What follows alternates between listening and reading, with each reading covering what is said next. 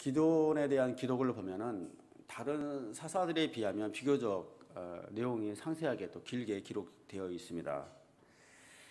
그래서 이제 내용을 보면 기드온이 바알 제단을 부수고 300명의 용사를 이끌고 미디안으로부터 이스라엘을 구출해내죠. 그런데요, 이 기드온의 이야기를 마지막까지 끝까지 읽다 보면은 그다음에 결말이 썩 좋지는 않아요. 결론적으로 말씀드리면은 하나님에 대한 믿음을 나타내면서 동시에 기드온 자신이 자신의 영광을 그런 영광을 구하는 모습들이 나타납니다. 또한 백성들에 대한 통치자로서의 그런 어떤 영향력도 가지려고 하는 그런 모습들이 보여요. 무엇보다도 여룹바알의 이름처럼 기드온이 바알 제단을 부수고 하나님의 사사로서 출발을 했지만은 결국에는 또 다른 우상을 섬기도록 인도하는 그 최초의 사자가 되고 맙니다. 이렇게요, 사탄은 늘 우리가 엄청난 승리와 성공 뒤에 가만히 숨어서 우리가 승리에 도취되도록 한다는 거예요. 그래서 우리 안에 교만이 올라오게 해서 또다시 사단이 지배하는 세상을 만들어간다는 거예요. 사탄은 이렇게 아주 계획적이면서 치밀합니다. 우리가 사단을 이겼다고, 우리가 정말 그 적들을 무찔렀다고 하는 순간, 그런 어떤 영광을 취하는 순간에 그 틈을 노리고 사탄이 또 우리를 지배를 한다는 거예요. 그래서 기드온의 기사는 하나님께서 이 메시지를 우리에게 주는 것입니다. 이것을 주의해야 된다는 메시지를 주고 있는 거예요. 오늘 본 말씀 함께 읽어볼까요? 10절에서 12절까지의 말씀을 함께 읽겠습니다. 시작. 그때 세바와 살문나는 약 1만 5천 명의 군대를 거느리고 갈골에 있었습니다. 그들은 모든 동쪽 지방 사람들의 군대 가운데 12만 명의 군사들이 쓰러진 뒤 살아남은 사람들 전부였습니다. 기드온은 노바와 역부와 동쪽 천막에 사는 사람들의 길을 따라 올라가서 그 군대가 방심한 사이에 공격했습니다. 세바와 살문나는 도망쳤지만 기드온은 그들을 추격했습니다. 그는 미디안의 두 왕인 세바와 살문나를 사로잡고 모든 군대를 무찔렀습니다. 여기 보면은 미디안의 두 왕 세바와 살문나가 이제 1만 5천 명의 군대를 거느리고 갈골에 있었습니다. 갈골까지 도망을 친 거예요. 13만 5천 명 중에서 12만 명이 거기서 죽고 1만 5천 명만 살아서 도망을 친 겁니다. 잠시 한번 PPT를 볼까요? 왼쪽 그림을 보시게 되면요, 제일 위에 보면 모래산이라고 있습니다. 그리고 모래산 바로 밑이 모래고원 평원입니다. 평지인데요, 그게 이제 이스라엘 골짜기라는 곳입니다. 그곳에서 이제 이렇게 싸움이 일어났던 그곳이 격전지였던 것이죠. 그래서 거기에서 이제 12만 명이 죽고 이제 1만 5천 명이 살아남아서 녹색 선을 따라서 도망을 친 거예요. 저렇게 도망을 쳐서 저 밑에 보면은 일단 갈골이라는 그 지역까지 가서 숨어 있었던 거예요. 그러니까 사실은 격전지에서 갈골까지는 240km거든요. 상당히 먼 거리예요. 거기까지 이제 미디안 군대들이 도망을 쳤기 때문에 누구도 우리를 추격하지 않으리라고 생각하고 있었을 거예요. 그래서 오른쪽에 보게 되면 저렇게 이제 산 골짜기 속에 숨어 있었던 거예요. 세바와 살문나가. 근데 이제 우리 기드온이 300명의 지친 용사들을 이끌고 스콧을 지나 분회를 지나서 갈골까지 쳐들어가서 평지로 이렇게 공격하는 것이 아니라 골짜기를 들어가서 산 능선을 타서 넘어가서 기습 공격을 해서 이제 모조리 다 죽인 거예요. 살문나와 세바만 생포를 한 겁니다.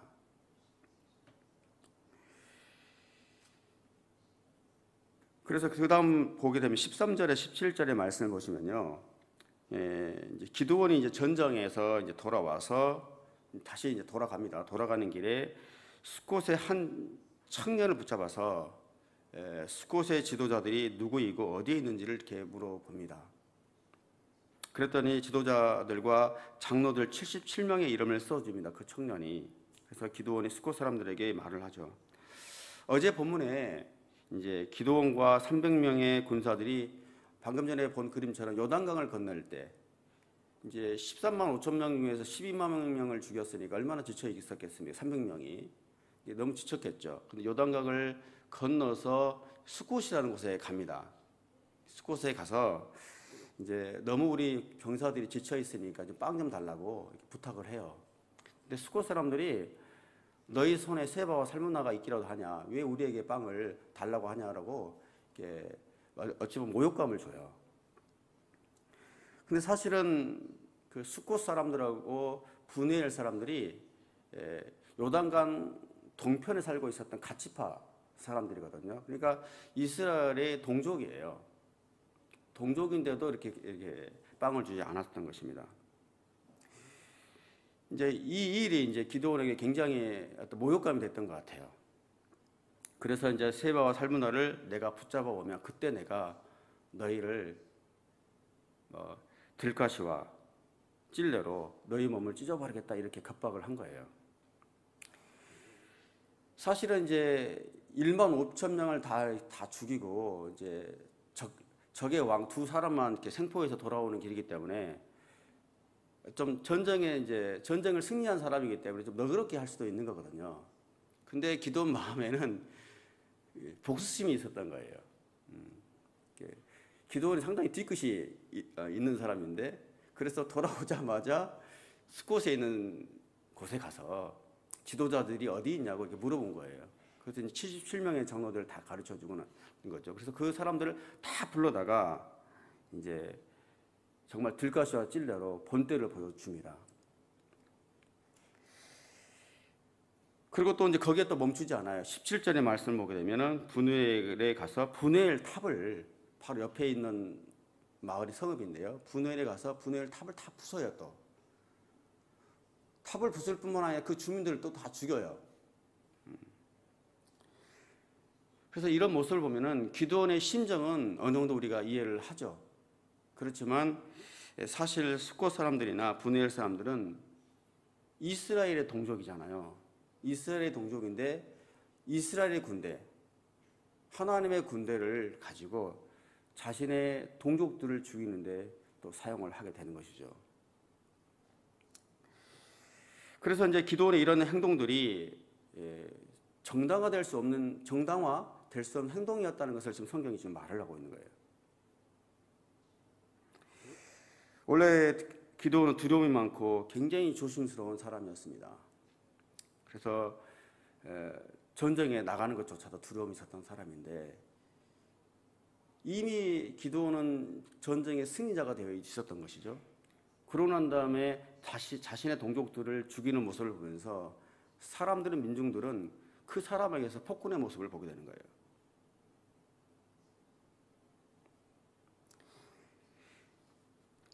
이미 기드온의 마음에는 자신이 이스라엘을 다스리는 통치자가 되어 있는 거예요. 그래서 이제 오늘 본문은 아니지만 내일 본문에 보면은 우리를 다스려 주십시오. 이렇게 백성들이 이야기를 하거든요.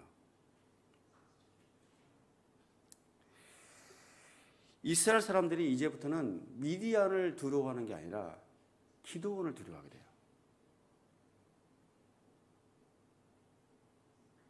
기드온을 우리는 대단한 용사라고 생각을 하죠. 물론 대단한 용사지만 성경은 마지막은 그렇게 기록하고 있지 않다는 거예요. 지금 제가 말씀드리고 싶은 것은 기드온의 모습을, 기드온의 그 심리를 한번 우리가 들여다보자는 거예요. 미디안 족속과의 전쟁은 하나님의 뜻에 의해서 300명의 용사 이끌고 치른 전쟁이에요. 거룩한 성전이었죠. 그렇지만 숫곳과 분우엘 사람들에게 하는 그 행동들은 하나님의 뜻과는 거리가 먼 지극히 개인적인 망동에 가까운 행동이었다는 거예요. 이런 모습이 어쩌면 기드온의 인간적인 연약함이었겠죠. 기드온도 몰랐을 거예요. 자신에게 이런 모습이 있었는지를. 두려움 많은 사람이었고 굉장히 조심스러운 사람이었고, 그렇죠? 그럼에도 불구하고 자신이 전쟁에서 승리했을 때 자신도 모르게 그런 교만들이 차고 있었다는 것이죠. 이런 모습은 이후에도 계속 관찰이 돼요. 18절에서 21절까지 함께 말씀을 보고 싶은데요. 18절을 보시면요. 기드온이 미디안 왕 세바와 살문나에게 묻습니다. 너희가 다볼에서 어떤 사람을 죽였느냐? 그랬더니 그들이 대답합니다. 그들은 당신과 같은 사람들이었어. 모두가 다 왕자의 모습 같았어. 이렇게 말을 하니까 기드온이 19절에 이렇게 이야기를 합니다. 그들은 바로 내 형제들이요, 내 어머니의 아들들이다. 여호와께서 살아계심으로 맹세하는데 너희가 만약 그들을 살려주었더라면 내가 너희를 죽이지 않았을 것이다. 이렇게 합니다. 세바와 살문나가 기드온에게 아첨합니다. 아마 기드온에게서 그런 모습이 보였을 거예요. 그렇기 때문에 세바와 살문나가 기드온에게 이렇게 이야기하는 거예요. 그들도 당신처럼 왕자 같았어. 이렇게 한 거예요. 적군의 왕들도 기드온의 모습 속에, 그 당시에 왕이 없었잖아요. 이스라엘은. 기드온의 모습 속에 그런 모습이 보였기 때문에 그 사람에게 아첨을 하고 싶었던 거죠. 내가 죽인 그 사람들도 당신처럼 왕자 같았다. 그래서 은근히 기드온을 왕이나 왕자처럼 높여주고 있는 것이죠. 그래서 이 말을 들은 기드온이 이렇게 합니다. 너희들이 죽인 사람들이 실은 내 어머니에게서 난 내 형제들이다. 내 친형제들이라는 거예요, 사실은. 이스라엘 동족들이 형제들이 될 수 있지만 내 어머니의 아들들이라는 뜻은 뭐냐면 너희들이 죽인 그 사람이 내 친동생들이다. 내 형제들이었다라고 이렇게 이야기를 하는 거예요. 그래서 만약 내 형제들을 너희들이 죽이지 않았다면 살려주었을 텐데 그 책임을 물어서 내가 너희를 죽이겠다. 이렇게 대답을 한 거죠. 자, 여기에서요. 왜 그토록 기드온이 12만 명을 죽이고 난 다음에 굳이 300명의 용사를 이끌고 그 먼 240km나 되는 먼 거리를 그 군대를 이끌고 추격했는지 그 이유가 드러나는 대목이에요. 여기에서. 분명 13만 5천 명과 300명 용사와의 싸움은 하나님께서 명령한 전쟁이었어요. 그래서 애초부터는 사실은 300명이 아니라 30명이라도 하나님의 말씀에 순종하면 승리를 주실 마음이었어요. 하나님은 이미. 사실은 300명의 용사들이 한 일이 없어요. 항아리 깨고 횃불 들고 나팔 부는 것밖에 없지 않습니까? 한 일이 없어요. 그것에 놀래가지고 미디안 그 군사들이 서로에게 칼질하다가 자기를 죽이는 그런 일이었거든요. 300명이 아니라 30명이라도 그냥 거저 얻는 승리였어요. 하나님께서 다 하셨거든요. 그런데요, 남은 1만 5천 명에 대한 추격전은 기드온의 지극히 개인적인 감정과 복수심에 의해서 치러진 전쟁이었다는 거예요. 자신의 형제들을 죽였기 때문에 그 복수심에 불타가지고 내 형제들을 죽였다라는 그런 복수심에 300명을 지친 병사들을 이끌고 간 거예요. 거기까지 240km를. 물론 개인적인 심정에 충분히 우리가 이해할 수가 있죠. 그렇지만 문제는 자신의 복수심에 갔던 전쟁이었기 때문에 이 과정 속에서 많은 문제들이 발생했다는 것이에요. 동족들 간의 불협화음들이 발생했어요. 또 자신에게 호의를 베풀지 않았다는 이유로, 그렇죠, 숫곳에 있는 사람들, 분해에 있는 사람들, 많은 사람들을 죽였습니다. 어찌 보면은 하나님의 이름으로 자신의 복수를 정당화하고 있었던 것이죠. 하나님의 군대를 사사로운 목적에 사용한 거예요, 사실은. 여기서 한 걸음 더 나아가서 우리 20절을 보게 되면 기드온이 여덟이라는 자신의 맏아들에게요, 세바와 살므나를 죽이라고 이렇게 명령을 합니다. 그러나 아들이 너무 어렸기 때문에 칼을 뽑지를 못해요. 그래서 이 과정에서 보게 되면, 이 심리를 보게 되면 어린 아들을 통해서 어찌 보면 적군의 왕에게 어떤 모욕감을 주려고, 어떤 측면에서 굉장히 수치스러움을 주고자 하는 그런 행동이었을 거예요. 어린 아들에게 시키는 이 과정 속에서. 그렇지만 또 한편에서는 어린 아들에게 전쟁의 영광을 취하도록 하려고 하는 그런 개인적인 마음도 있었던 거예요. 당시 문화에서는요, 장수라든지 왕을 함부로 죽이지를 못해요. 왕만이, 적군의 장수만이 죽일 수가 있어요. 그런 문화였었거든요. 근데 아들에게 시켰다는 것은 그 당시에는 이제 왕이 자기의 후계자가 될 사람에게 명령을 해서 적군의 장수의 목을 베게 했다고 합니다. 그러니까 기드온은 이미 적군의 두 왕, 세바와 살문나 위에 자신과 자신의 아들을 왕의 위치에 올려놓은 거예요. 그래서 왕으로서 행세를 한 거죠. 자신의 아들에게 목을 베라, 이렇게 했던 것이에요. 마지막 21절 한 구절만 함께 같이 한번 읽어볼까요? 시작. 세바와 살문나가 말했습니다. 남자라면 자신의 영명을 보이는 법이니 당신이 직접 일어나 우리를 상대해 보시오. 그러자 기드온이 일어나 세바와 살문나를 죽이고 그들의 낙타목에 달려있던 장신구들을 떼어 가져갔습니다. 자, 21절 말씀에서도 기드온의 심리를 가만히 들여다보세요. 이제 아들이 너무 어려서 죽이지를 못하니까 자신이 칼을 빼서 직접 세바와 살문나를 죽입니다.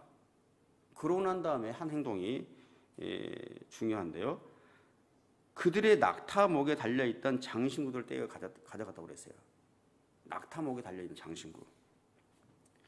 이 장신구가 뭐냐면 그 당시에 낙타목에 달의 형상을 가지고 있는 금 장식이었다고 해요. 달의 형상을 가지고 있는. 근데 이 낙타목에 있는 그 장신구는 왕들이 주로 낙타목에 걸어놓고 내가 왕이라는 것이죠.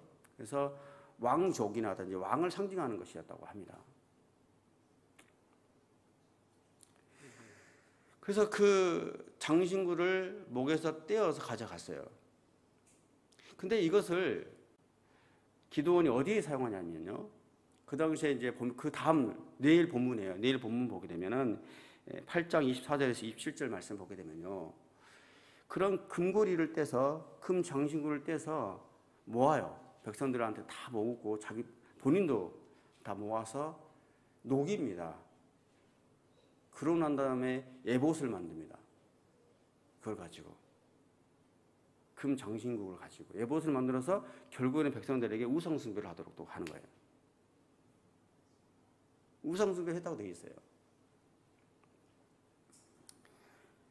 적군의 장수를 죽일 때 왕의 위치에 있었을 뿐만 아니라 또 사사로운 자기의 탐욕과 탐심이 작용을 한 거예요. 또 사실은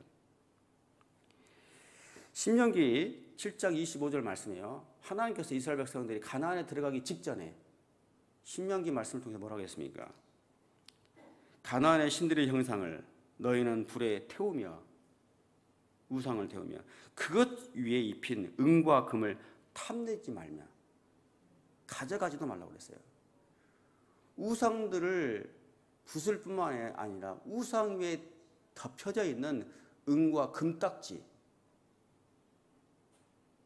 탐내지 말라고 그랬어요. 그것이 너희에게 덫이 될 것이며 너희 하나님 여호와께 가증스러운 것이 되기 때문이다. 이렇게 하나님께서 명령하셨거든. 하나님의 그 정말 하나님의 사사로 부름받은 것은 사실이에요. 또 하나님의 거룩한 일을 위해서 기드온이 쓰임 받았죠.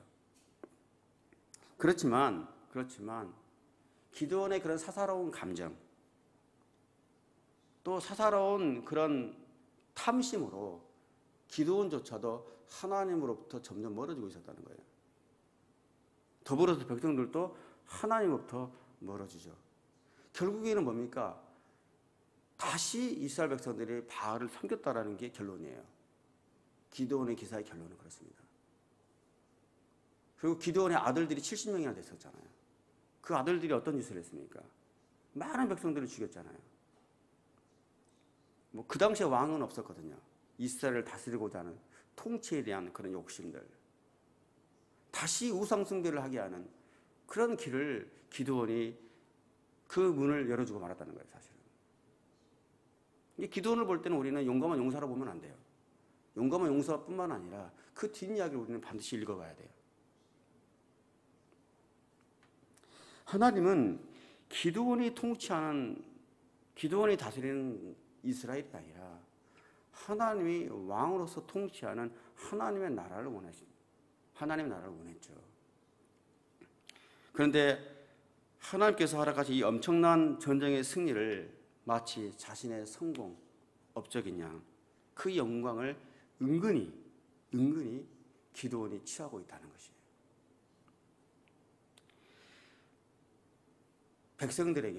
백성들로 하여금 나는 다스리지 않는다라고 하면서도 백성들이 나를 쳐다보게 한 거예요. 나를 바라보게, 나를 두려워하게 한 것이. 나는 다스리지 않는다고 하면서 죽고 난 다음에 70명의 아들들이 얼마나 많은 못된 짓을 합니까? 이미 기드온은 왕의 위치에서 이스라엘 백성들을 다스리고자 하는 그런 사사로운 욕심이 있었다는 것입니다. 우리 또한요, 엄청난 하나님의 은혜를 경험한 후에 이렇게 영적인 경계심을 잃어버려서는 안 된다는 것을 하나님께서 우리에게 말씀하고 있습니다. 하나님께서 하신 일인데도 마치 내가 한 것처럼 내 안에 교만이 스멀스멀 올라올 때가 있습니다.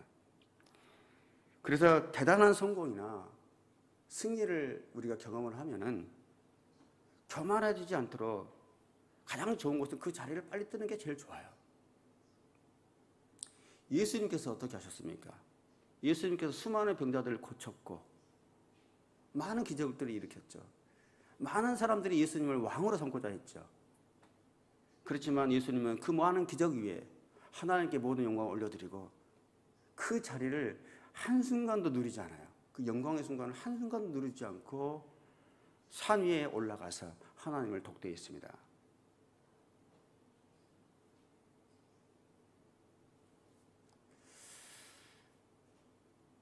제가 이제 아는 어떤 목사님이 일본의 목사님이신데 한 40년 가까이 개척교회를 하셨어요.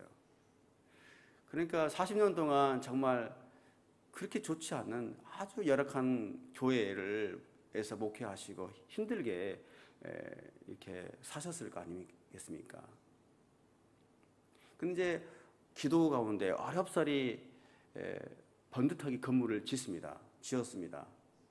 이제 헌당 예배를 드리고 정말 깨끗한 건물을 지었어요. 근데 목사님의 이야기를 들어보니까 이제는 자기는 떠나서 이 번듯한 건물을 후임자에게 넘겨주고 자신은 또 멀리 가서 사람들이 그렇게 복음을 접하지 못한 곳까지 가서 다시 개척교회를 시작한다는 거예요. 근데 저는 그걸 보면서 목사님이 40년 가까이 힘들게 목회하셨으니까 뭐 많지도 않고 한 3년이나 5년이라도 이 좋은 환경에서, 깨끗한 환경에서 좀 목회를 하시다가 가시면 좋겠다는 생각이 들었어요, 저는. 솔직히. 근데 뭐 그 목사님은 젊은 후임자에게 그 좋은 교회를 물려주고 한순간도 그 영광을 취하지 않고 예수님처럼 또 좁은 길을 따라서 먼 길을 떠나셨다는 거예요. 그 목사를 보면서 정말 훌륭한 목사님이시다. 그렇지만 3년이라도 좀 하시면 좋겠다. 이런 마음이 저는 있었어요, 솔직히. 조금이라도 편안함을, 영광을 누리지 않고자 하는 그 마음을 또 알기에 그냥 존경심만을 가지고 돌아왔습니다. 예수님도 많은 승리를 거뒀고 많은 하나님의 기적들을 베풀었어요. 그럼에도 불구하고 한순간도 영광을 취하지 않았습니다. 그 자리를 떠나시고 결국에는 십자가에 못 박혀 돌아가셨습니다. 여러분, 우리도요, 예수님의 그러한 겸손과 경건의 본을 따르기를 원합니다. 우리에게 허락하신 봉사들이 있어요. 섬김들이 있어요. 저도 사역자로서 저에게 맡겨진 일들이 있어요. 근데 이 일을 통해서 우리가 은근히 영광을 받으려면 안 돼요. 오직 하나님만이 영광을 받을 수 있도록 하나님께 올려드리기를 원합니다. 오늘도 교회와 가정과 삶의 곳곳에서 하나님의 영광을 위해서 겸손히 묵묵히 섬기며 나아가는 저와 여러분들이 되시기를 예수 그리스도 이름으로 축복합니다.